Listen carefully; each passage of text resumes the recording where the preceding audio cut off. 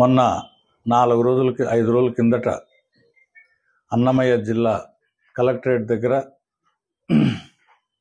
వైకాపా నాయకులు ఎన్నికలు ముగిసిన తొలిసారిగా ఒక ధర్నా కార్యక్రమం లాంటిది చేపట్టడం జరిగింది. మీకు అందరికీ తెలుసు. ఎన్నికలు అయిపోయినాయి. ఎక్కడ కూడా ఎటువంటి అవాంఛనీయ సంఘటనలు కానీ, ఒక లా అండ్ ఆర్డర్ ప్రాబ్లం కానీ, పేదలకు పెన్షన్లు అందకుండా పోవడం కానీ ఏది లేదు. అన్నీ సక్రమంగా జరుగుతూ ఉన్నాయి తెలుగుదేశం ప్రభుత్వ పరిపాలనలో. 6 నెలల నుంచి మన ఉనికిని చాటుకోకపోతే రాజకీయ మనుగడకు ప్రమాదమని తలంచి జగన్మోహన్ రెడ్డి తన అనుచరులకు ఆదేశాలు ఇస్తే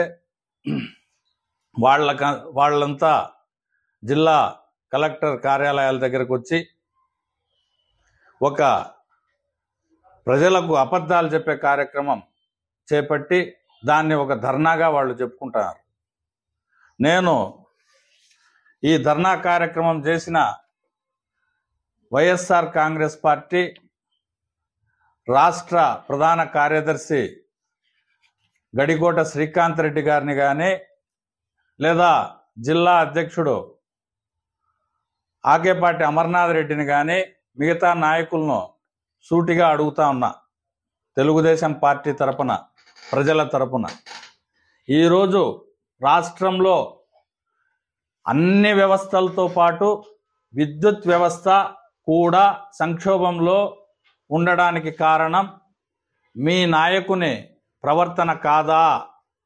మీ మనసుకు తెలియదా? తెలుసు. కానీ మీరు నాయకుని ఆదేశాలు పాటించాలనే ఉద్దేశంతో ఒక అవాస్తవాలు ప్రచారం చేసే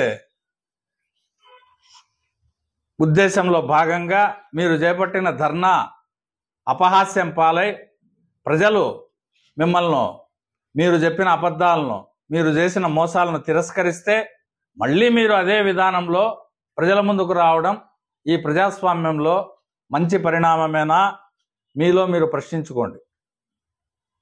2014లో చంద్రబాబు నాయుడు గారు ముఖ్యమంత్రిగా అధికారం చేపట్టేటప్పటికీ మన రాష్ట్రంలో విద్యుత్ లోటుతో ఆయన బాధ్యతలు చేపట్టాడు.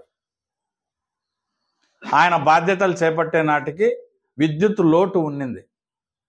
2019లో చంద్రబాబు నాయుడు గారు ఆయన పరిపాలన ముగించే టయానికి మిగులు విద్యుత్తుతో హ్యాండ్ ఓవర్ చేశారు వైఎస్ఆర్ కాంగ్రెస్ పార్టీకి. 2,25,00,000 యూనిట్ల 2,25,00,000 యూనిట్ల